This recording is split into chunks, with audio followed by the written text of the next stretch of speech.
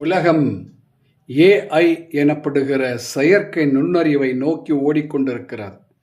தமிழ்நாடு திராவிட அரசனுடைய தலைமையில் பல ஆண்டுகள் மற்ற மாநிலங்களை விட முன்னோக்கி சென்று கொண்டிருக்கக்கூடிய இந்த நேரத்தில் ஒரு தற்குறி கூட்டம் என்று நடிகனை வைத்துக்கொண்டு ஓடிக்கொண்டிருக்கிறது, பின்னாடி ஓடிக்கொண்டிருக்கிறது.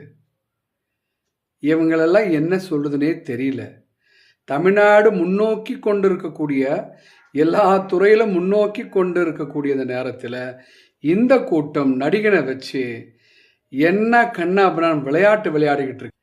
இதுக்கெல்லாம் அடிப்படை காரணமே இந்த நடிகன் என்ற அரசியல்வாதி.